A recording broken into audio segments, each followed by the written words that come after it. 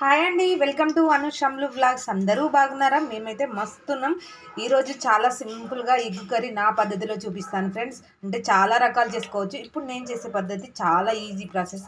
నేను ఎగ్స్ అయితే ఇప్పుడు సాల్ట్ వేసుకొని బాగా ఉడికించి పెట్టుకున్నాను. ఇక్కడ చాలా తొందరగానే ఉడికిపోయింది. ఇందులో ఉడికించేటప్పుడు కొంచెం సాల్ట్ వేసుకోవాలి ఫ్రెండ్స్, ఓకేనా? ఇవైతే ఉడికించి పెట్టేసుకున్నాను. ఎగ్స్ ఉడికేలోపు నేనైతే ఉల్లిపాయలు కట్ చేసి పెట్టుకున్నాను. ఈ ఉల్లిపాయ ముక్కలు ఇప్పుడు ఇలా కట్ చేసుకున్నాను. స్టవ్ వెలిగించి బాండి పెట్టేసుకొని ఆయిల్ అయితే వేసేసుకున్నాను. ఆయిల్ కాస్త హీట్ అయిన తర్వాత ఉల్లిపాయలు వేసేసుకున్నాను. ఇప్పుడు వీటిని మనం బాగా ఫ్రై చేసుకోవాలి ఆయిల్లో. ఇవి బాగా ఫ్రై కావాలంటే కొంచెం మనము సాల్ట్ వేసుకుందాం. నేను ఇక్కడ కర్రీకి సరిపడా వేసేసుకుంటున్నాను. ఇక్కడే చాలా సింపుల్గా అయిపోతుంది ఫ్రెండ్స్. నచ్చితే ఒకసారి తప్పకుండా ట్రై చేయండి. అది కలిపేసుకొని మూత పెట్టేసుకుందాం. ఈలోపు ఒకసారి మూత తీసి కలుపుదాము ఎంతవరకు అయిందనేది. చూడండి, ఇవి బాగా ఫ్రై అయినాయి. ఇంకా కొంచెం ఫ్రై అవ్వాలి. ఈలోపు మనం కొంచెం అల్లం వెల్లుల్లి పేస్ట్ కూడా వేసుకుందాం. చూడండి, నేనైతే ఎప్పటికప్పుడు ఫ్రెష్గా చేసుకుంటాను అల్లం వెల్లుల్లి పేస్ట్ అనేది. ఇప్పుడు బాగా కలిపేసుకొని మూత పెట్టేసుకున్నాం. మళ్ళీ మూత తీసుకొని కొంచెం పసుపు వేద్దాం కర్రీకి సరిపడా. ఇది బాగా కలిపేసుకున్నాం.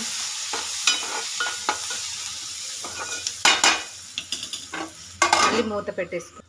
ఇప్పుడు మూత తీసి చూసి కలిపి ఒకసారి ఇందులో మనం కారం వేద్దాం. కర్రీకి సరిపడా కారం వేస్తున్నాను. ఇందాక ఉప్పు వేసాను కదా, ఇది సరిపోతుంది. ఒక్కసారి ఇలా ట్రై చేయండి, చాలా అంటే చాలా బాగుంటుంది. మూత పెట్టేసుకుందాం. మనం మళ్ళీ మూత తీసుకొని ఇప్పుడు కొంచెం వాటర్ వేసుకుందాం.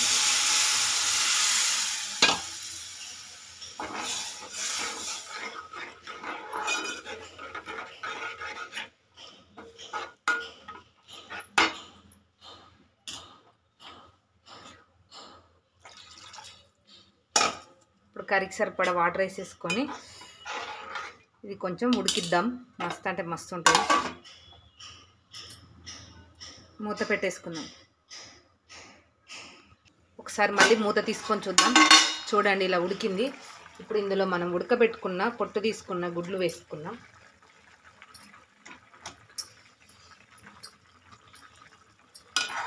చాలా అంటే చాలా బాగుంటుంది. నచ్చితే ట్రై చేయండి ఫ్రెండ్స్. ఇప్పుడైతే మనం మూత తీసి చూద్దాము. చూడండి ఎలా ఉడికిపోయిందో. ఇప్పుడైతే ఉడికిపోయింది. ఇందులో చూడండి ఉల్లిపాయలు కూడా బాగా ఉడికిపోయినాయి. కర్రీ అయితే దగ్గరికి వచ్చేసింది. ఇంకా లాస్ట్లో మనం కొంచెం గరం మసాలా వేద్దాము. అదే అండి ధనియాల పొడి అండ్ లవంగాలు, ఇలాచి వేసేసుకొని ఒకసారి కలుపుకొని